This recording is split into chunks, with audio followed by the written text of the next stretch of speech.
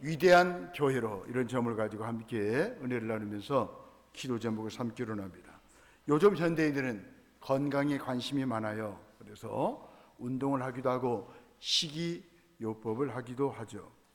피곤할 때 쉬기도 합니다. 교회도 몸처럼 건강한 교회가 있고 병든 교회가 있어요. 몸이 병든 것은 쉽게 느껴지지만 교회가 병든 것은 잘 못 느끼는 경우가 많아요. 우리 시동교회가 오늘 74주년을 맞이했습니다. 이런 기념 주일 예배를 드리면서 우리 교회의 소중함을 아시고 우리 교회가 건강한 교회가 될 수 있도록 우리 모두가 마음을 모아야 될 줄로 믿습니다. 우리 교회가 건강한 교회를 넘어서 이제 위대한 교회로 나가야 됩니다.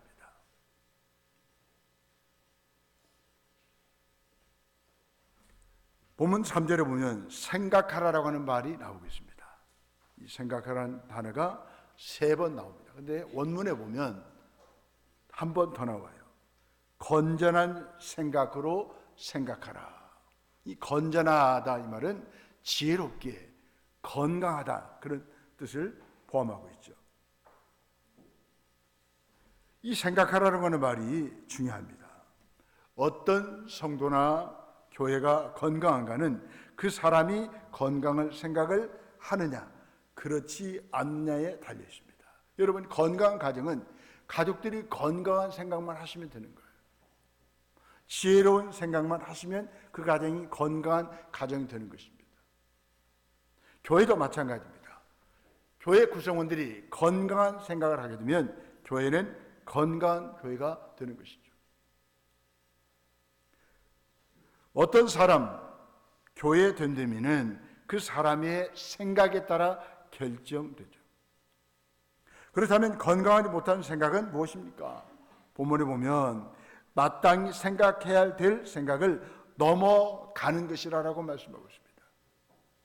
이 말은 과대 망상에 빠졌다는 것입니다. 여러분, 가족들도 과대 망상에 빠지면 가정이 어려워지는 거예요. 교회도 마찬가지입니다. 모든 구성원들이 생각을 잘해야 되는데 과대 망상증에 빠지면 교회가 어려워지는 것이죠. 자신의 모습을 올바로 보지 못하고 착각하고 사는 사람이 있다는 거예요. 이 세대를 본받는 사람이 또 건강하지 못한 사람입니다. 보면 2절에 보니까 너희는 이 세대를 본받지 말라라고 말씀하고 있습니다. 그 당시 로마의 이방 문화 속에서 살아가는 로마 교회 신자들이 로마 제국의 세계관을 본받았습니다. 이 세대는 죄와 죽음이 지배하는 세상으로서 악한 세대를 말하죠. 오늘 새벽에 잠언 23장을 보는데 지금 세대가 바로 까닭 없는 상처로 얼룩진 시대라고 말씀하고 있습니다. 이유 없이 상처를 받아요. 이 상처가 가정을 건강하지 못하게 만들고 교회를 병들게 만드는 것이죠. 그 이유가 무엇입니까? 이 세대를 본받으니까 그러는 거예요. 이 세상 속에 살고 있지만 이 세상을 본받지 말고 우리는 하나님의 말씀 속에서 하나님이 원하시는 뜻을 따르고 그 하나님을 닮아가면 되는 거예요. 악한 세상의 가치관과 삶의 방식을 따라 그 당시 성도들이 살았다는 것입니다. 로마서 전체를 통해서 볼 때 바울이 말하는 마땅히 생각할 것이란 모든 사람은 하나님 앞에서 죄인이라는 사실입니다. 그럼에도 불구하고 성도는 하나님의 사랑받는 자녀라는 것을 깨닫는 것을 말하는 거죠. 이것이 바로 마땅히 생각할 성도의 모습이라는 것입니다. 우리 교회는 건강한 교회를 넘어 위대한 교회로 성숙해야 합니다. 본문은 위대한 교회에 대해서 몇 가지를 말씀하고 있습니다. 먼저 1절로 2절에 보니까 하나님이 기뻐 받으실 만한 예배를 드립니다.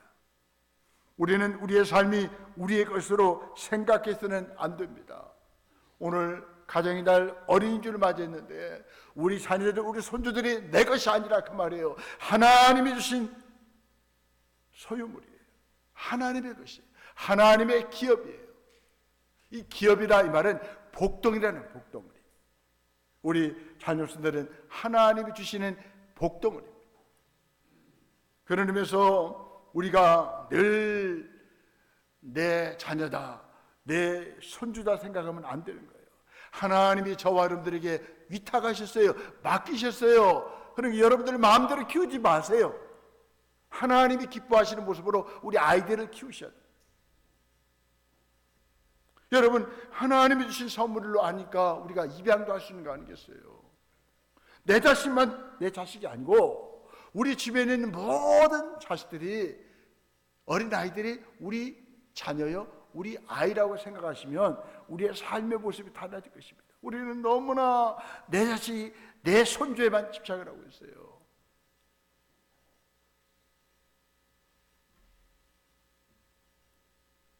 우리의 삶의 모습이 달라지려면 나의 모든 것이 하나님의 것이다라는 것을 인정하셔야 돼요. 저와 여러분들은 늘 청지기 의식을 가지고 살아가야 됩니다. 여러분, 지나가는 애들이 있으면 좀 지갑을 꺼내서 좀 용돈도 좀 주세요. 지나가는 산모나 우리 엄마들이 아이를 데리고 갈 때 좀 돈 좀 주세요. 맛있는 거 사 먹으라고. 애 키우느라 욕본다고, 수고한다고 하면 얼마나 좋겠습니까? 아멘도 안 하시나? 여러분, 모든 것이 다 하나님의 것이요, 내가 있는 모든 것도 다 하나님의 것이라는 것입니다. 우리의 삶은 하나님이 예수님의 핏값으로 사신 삶이에요. 그러니까 나 자신이 소중하다 그 말이에요. 왜 귀합니까? 내 몸값이 예수님의 몸값이니까. 가격을 매길 수가 없어요. 여러분, 저를 보실 때 얼마짜리로 보이십니까? 가격을 매길 수가 없어요. 죄로 인해 죽었던 우리 인생을 예수 그리스도께서 십자가에 달려 죽으심으로 다시 살리시고 우리에게 생명을 선물로 주셨습니다. 그래서 우리가 소중한 거예요. 병들어도 소중한 거예요. 내가 가진 것이 없어도 소중한 거예요. 내가 배운 것이 없다 하더라도 소중한 거예요. 내 안에 예수 그리스도의 생명이기 때문에 저와 여러분들은 소중합니다. 세상 사람들은 외모만 봐요. 내면의 세계를 보지를 못해요. 그러나 우리 안에는 예수 그리스도의 생명이 있잖아요. 그래서 저와 여러분들이 가치가 있는 거예요. 예수 그리스도와 함께 죽어 그리스도와 함께 다시 살아난 새로운 인생입니다. 옛사람은 죽고 새 사람이 됐습니다. 우리가 예수 그리스도를 통해 구원을 받았으므로 우리는 마땅히 하나님께 감사하고 그분을 사랑하고 경배해야 합니다. 그러므로 우리는 우리의 삶을 하나님이 기뻐하시는 거룩한 산 제물로 드려야 합니다. 구약시대는 자신들을 대신에 동물들을 하나님께 바침으로 하나님을 향한 그들의 믿음과 헌신을 표현했습니다. 본문에서는 우리 자신의 몸을 하나님께, 하나님이 기뻐하시는 거룩한 산 제물로 드려야 한다라고 말하고 있습니다. 이 아침에 저와 여러분들이 하나님 앞에 죽은 제물이 아니라 산 제물로 나 자신을 드리지 않습니까? 예수 그리스도의 피로 우리는 구원받았기 때문에 산 제물로 우리 하나님 앞에 예배를 드리는 거예요. 신자는 죄와 세상으로부터 구별된 거룩한 삶으로 하나님이 기뻐 받으실 만한 제사를 드려야 합니다. 우리 자신의 몸을 하나님께, 하나님이 기뻐하시는 거룩한 산 제물로 드린다고 하는 것은 우리의 모든 삶을 우리의 존재 전체를 하나님께 드린다는 말이에요. 복음은 1절에 보면 죄인들을 향한 하나님의 넘치는 자비하심을 알리는 소식입니다. 복음을 받은 우리는 우리가 그분의 것임을 기억하고 우리 몸을 하나님이 기뻐하시는 거룩한 산 제물로 드려야 합니다.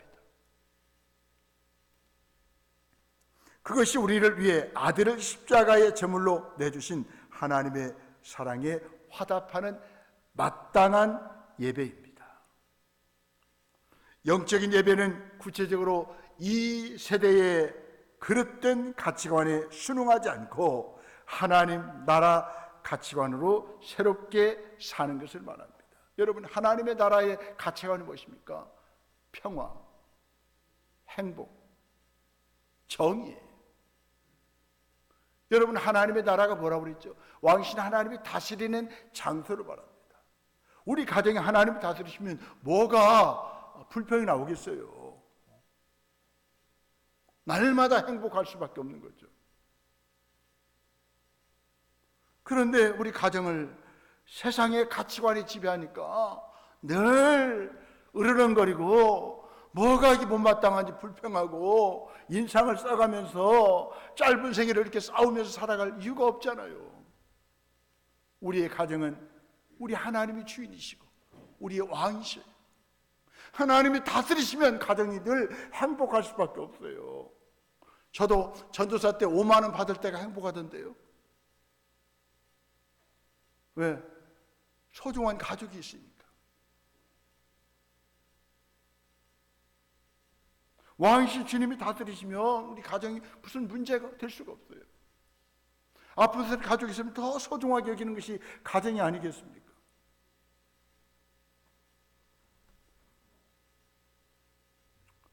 우리 가정 안에 세상적인 가치관이 들어오면 안 돼요. 하나님 나라의 가치관이 우리 가정을 다스려야 됩니다. 여러분, 하나님 나라의 가치관이 뭡니까? 작은 것을 소중히 여기는 거예요. 약한 것을 소중히 여기는 것이 바로 하나님 나라의 가치관이 아닙니까? 세상에는 관심 없어요. 작은 것은 그냥 무시해버려요. 약한 것을 짓밟아버려요. 없는 사람 취급도 안 해요. 그러나 하나님 나라는 뭡니까? 작은 것을 소중히 여기는 거예요. 약한 사람을 더 소중히 여기는 거예요. 이런 그리스도인들만 세상에 있으면 세상이 아름다워질 거예요. 하나님은 저와 여러분들이 하나님 나라 가치관을 가지고 살아가기를 원하십니다. 하나님을 고려하지 않았던 죄에서 떠나 하나님의 뜻을 분별하며 살아가죠.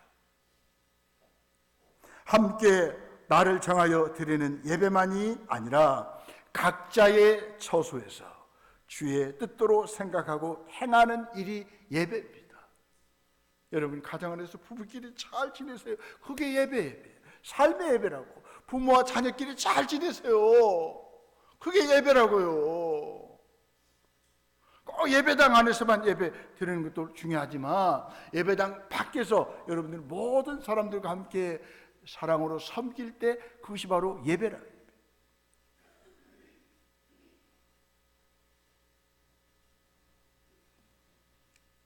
일상 속에서 세상의 요구를 거부하며 하나님의 뜻대로 사는 것이 우리가 마땅히 드려야 하는 예배입니다. 오늘날 우리가 본받지 말아야 할 시대의 풍조와 따라야 할 하나님의 뜻은 각각 무엇입니까?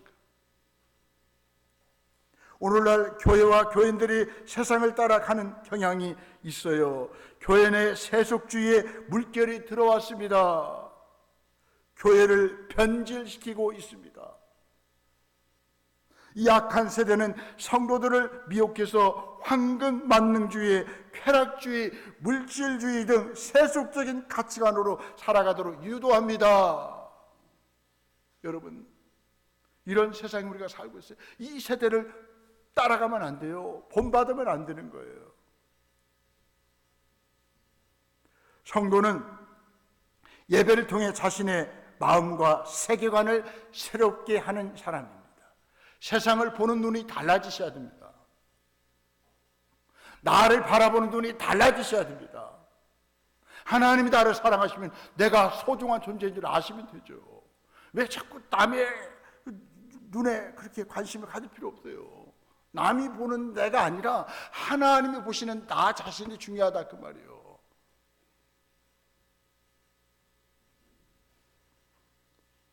우리의 세속적인 삶과 가치관을 전적으로 변화시켜서 이제 하나님 중심의 삶을 살아가야 합니다. 여러분, 신앙이 뭔데요? 믿음이 무엇입니까? 내 중심에서 하나님 중심으로 이동하는 거예요. 여러분, 하나님 중심의 삶을 살아가면 우리의 삶에 놀라운 변화가 일어납니다. 대혁명이 일어납니다. 여전히 예수 믿는다고 교회 다닌다고 하면서도 내가 삶의 중심이 되니까 늘 걱정, 근심, 불평, 원망이 나오지 않습니까? 스스로 불행을 자초하는 거예요. 여러분, 우리의 삶의 중심에 하나님이 계시잖아요. 그분 중심의 삶을 살아가십시오. 우리의 삶에 놀라운 변화가 일어날 것입니다. 우리 자신을 하나님의 뜻을 이루어드리는 산 제물이 되어 세상을 하나님의 은혜의 통치가 나타나도록 순종하는 교회가 위대한 교회입니다. 교회의 거룩함을 그리스도의 삶을 통해서 드러내는 참된 그리스도인들이 있을 때 그 교회, 우리 시동교회는 위대한 교회로 든든히 서가는 것입니다. 더 나아가서 위대한 교회는 3절로 8절에 보니까 공동체 속에서 서로 은사를 나누며 한 몸을 이룰 때 가능합니다. 복음이 가져온 가장 큰 변화는 성령님으로 인한 생각의 변화입니다. 생각이 바뀌십시오. 생각을 달리하십시오. 자신을 하나님의 시각으로 바라보기에 겸손하지만 비굴하지 않아요. 당당하지만 교만하지 않게 자신을 평가합니다. 상대를 얕잡아 보거나 자신을 과대 평가하지 않아요. 공동체 안에서 하나님이 부여하신 고유 역할과 위치에 어울리게 생각합니다. 믿음의 관점에서, 공동체의 관점에서 생각합니다. 여러분, 무슨 일이든지 믿음의 관점에서 우리 공동체 유익에 합한가, 이걸 생각하면서 모든 것을 판단하시면 좋을 거예요. 바로 그것이 지혜입니다. 우리는 관계 속에서 의미 있는 존재입니다. 예수님을 믿는다고 하는 것은 그분의 몸에 참여하는 일이죠. 우리 모두는 그리스도 예수 안에서 한 몸이 되었습니다.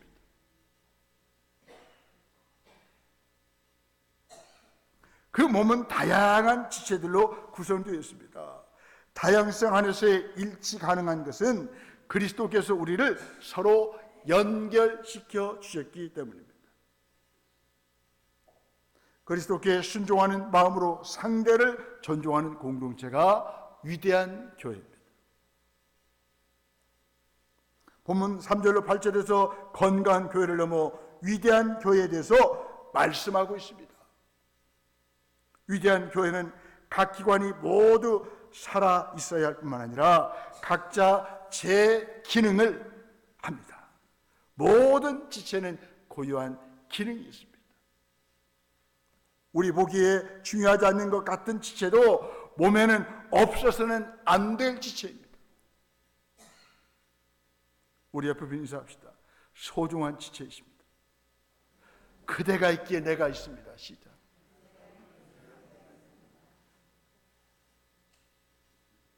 여러분, 무인도 가서 살아보십시오. 3일로 못 갑니다. 고독사로 죽어요. 그래도 옆에 우리 귀한 지체들이 있으니까 내가 살아가는 거예요. 가정의 달, 가족의 소중을 아십시오. 소중함을 아십시오.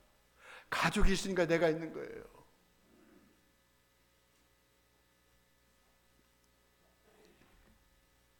우리 보기에 중요하지 않은 것 같지만 모든 사람들은 우리에게 꼭 필요하신 분들이에요.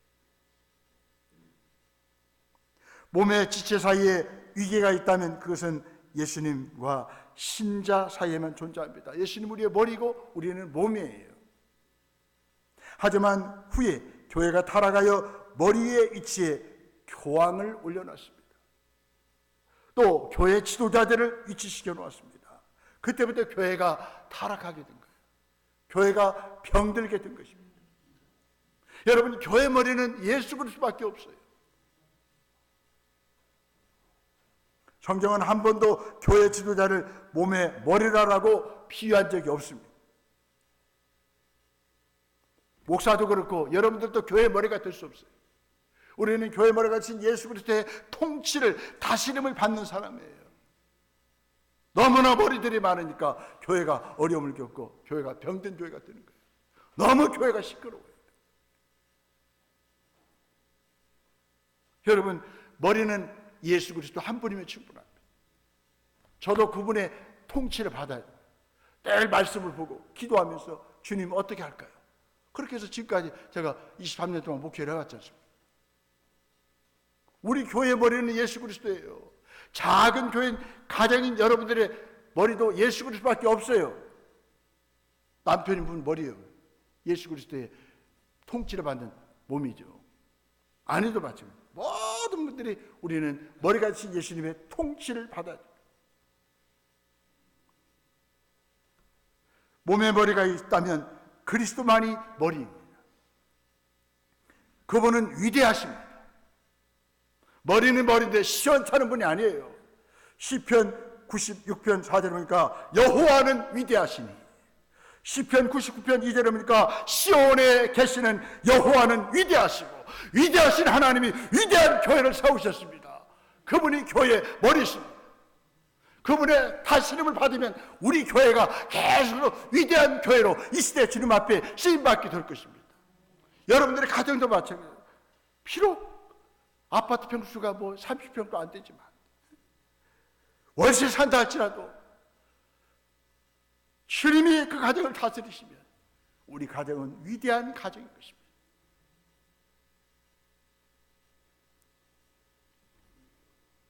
교회는 위대하신 하나님이 세우시고 다스리시는 곳입니다.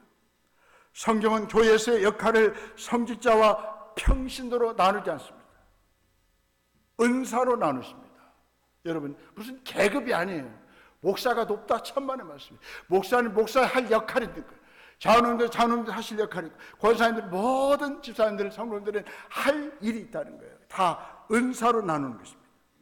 위대한 교회는 직책이 서열로 강조되는 교회가 아닙니다.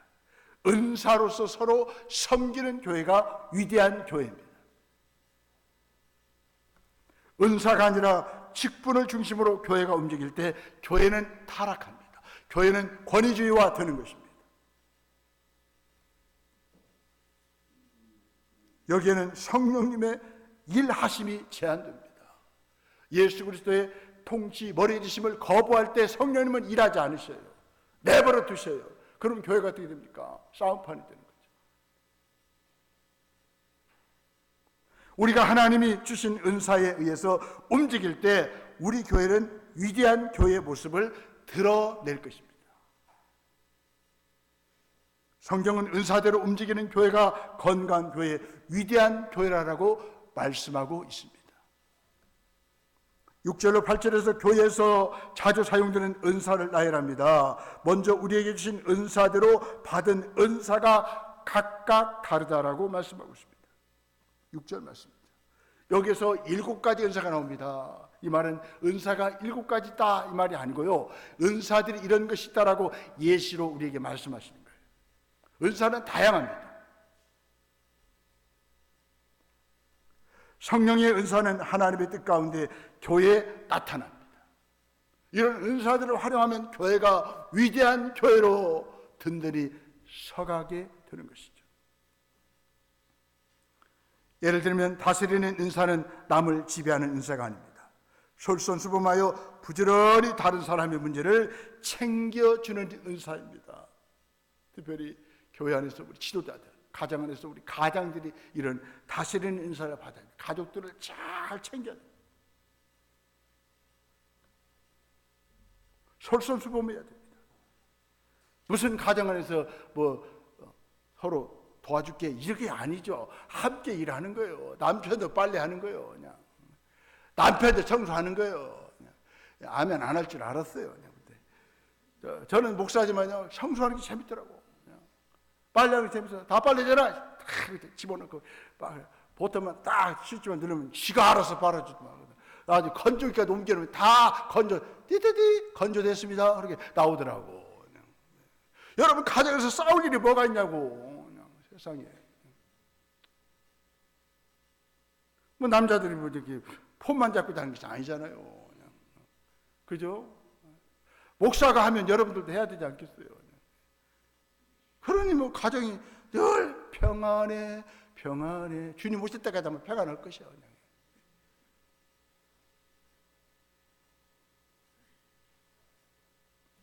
그냥 재밌어 인생이 사는 것이. 여러분들 남의 일이라고 아멘도 안 해주시는데 아무튼 인생 사는 것이 재밌어요. 아멘. 이 가정이다 말만 가정이다 그러고 맨날 여행 갔다 대파 싸우고 뭐 여행 같이는 말든가 왜 싸우기는 그냥. 싸울 일이 없어요. 왜? 가정이 버리는 예수 그리스도시니까. 그분의 통치를 받으면 날마다 재밌어. 그냥 천국 같은 삶을 살아가는 거예요. 이 다스리는 은사를 받은 사람은요 절대로 다스리면 안 돼요. 솔선수범해야 돼요. 부지런히 다른 사람을 챙겨야 돼요.